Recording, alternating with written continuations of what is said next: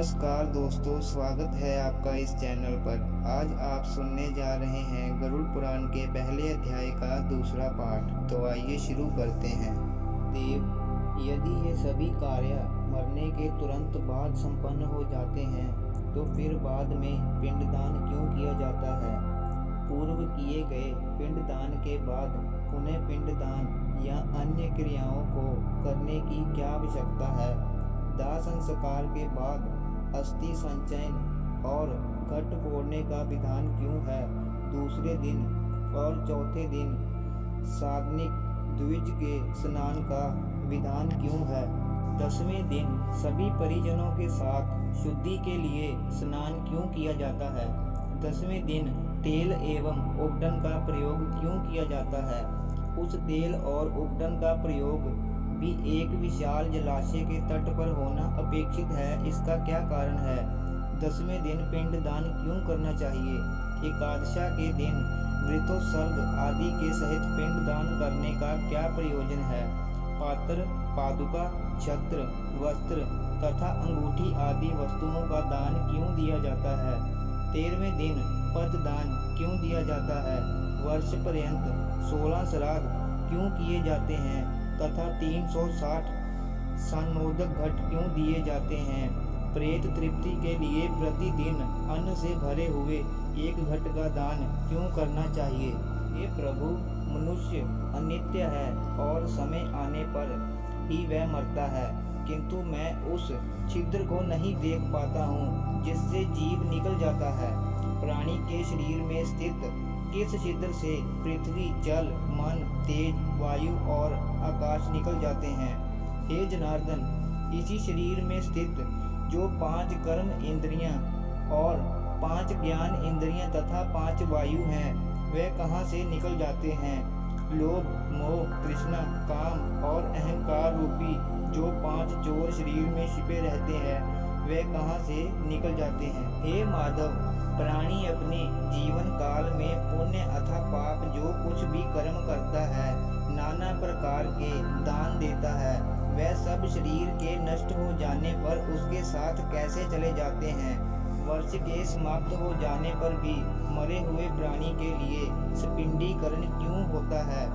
उस प्रेत कृत्य में स्पिंडन प्रेत पिंड का मिलन किसके साथ किस विधि से होना चाहिए, इसे आप बताने की कृपा करें। हे हरे, मूर्छा से अथवा पतन से जिनकी मृत्यु होती है, उनके लिए क्या होना चाहिए? जो पतित मनुष्य जलाए गए अथवा नहीं जलाए गए तथा इस पृथ्वी पर जो अन्य प्राणी हैं, उनके मरने पर अंत में क्या होना चाहिए? जो मनुष्य पापी, दुराचारी अथवा हतबुद्धि है, मरने के बाद वह किस स्थिति को प्राप्त करते हैं? जो पुरुष आत्मघाती, ब्रह्म हत्यारा, स्वर्ण आदि की चोरी करने वाला, मित्र आदि के साथ विश्वासघात करने वाला है, उस महापातकी का क्या होता है? हे माधव, जो शूद्र कपिला गौ का दूध पीता है अथवा प्रणव महामंत्र का जप करता है या ब्रह्म सूत्र अर्थात यज्ञोपवीत को धारण करता है, तो मृत्यु के बाद उसकी क्या गति होती है? ये संसार के स्वामी, जब कोई शूद्र किसी ब्राह्मणी को पत्नी बना लेता है तो उस पापी से मैं भी डरता हूँ। आप बताएं कि उस पापी की क्या दशा होती है? साथ ही उस पाप कर्म के फल को बताने की भी कृपा करें। हे विश्वात्मन, आप मेरी दूसरी बात पर भी ध्यान दें। मैं कौतूहलवश वेग पूर्वक लोगों को देखता हुआ संपूर्ण जगत में जा चुका हूँ। उसमें रहने वाले लोगों को मैंने देखा है कि वह सभी दुख में ही डूब रहे हैं। उनके अत्यंत कष्टों को देखकर मेरा अंतःकरण पीड़ा से भर गया है। स्वर्ग में दैत्यों की शत्रुता से भय है। पृथ्वी लोक में मृत्यु और रोग आदि से तथा अभीष्ट वस्तुओं के वियोग से लोग दुखित हैं। पाताल लोक में रहने वाले प्राणियों को मेरे भय से दुख बना रहता है। हे ईश्वर, आपके इस वैष्णवपद वैकुंठ के अतिरिक्त अत्यंत किसी भी लोक में ऐसी निर्भयता नहीं दिखाई देती। काल के वशीभूत इस जगत की स्थिति स्वप्न की माया के समान असत्य है। उसमें भी इस भारतवर्ष में रहने वाले लोग बहुत से दुखों को भोग रहे हैं। मैंने वहाँ देखा है कि उस देश के मनुष्य राग द्वेष तथा मोह आदि में आकंठ डूबे हुए हैं।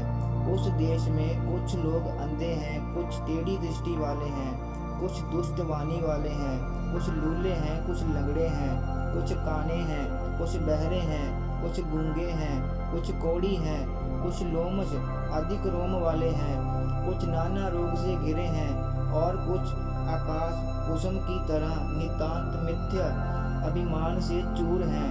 उनके विचित्र दोषों को देखकर तथा उनकी मृत्यु को देखकर मेरे मन में जिज्ञासा उत्पन्न हो गई है कि यह मृत्यु क्या है।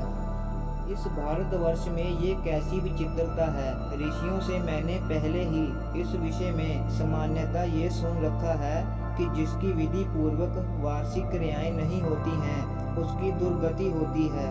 फिर भी हे प्रभु, इसकी विशेष जानकारी के लिए मैं आपसे पूछ रहा हूँ।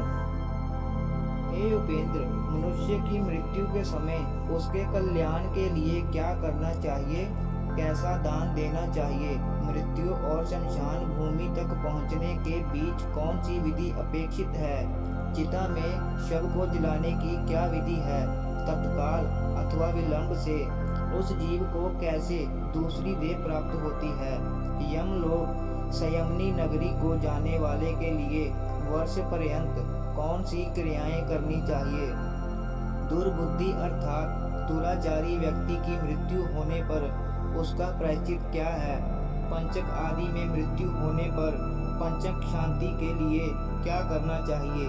हे देव, आप मेरे ऊपर प्रसन्न हो, आप मेरे इस संपूर्ण भ्रम को विनष्ट करने में समर्थ हैं। मैंने आपसे ये सब लोक मंगल की कामना से पूछा है, मुझे बताने की कृपा करें। दोस्तों, अगर वीडियो अच्छी लगी तो कृपया लाइक करें और अगला भाग देखने के लिए चैनल को सब्सक्राइब करें। आप सबका धन्यवाद।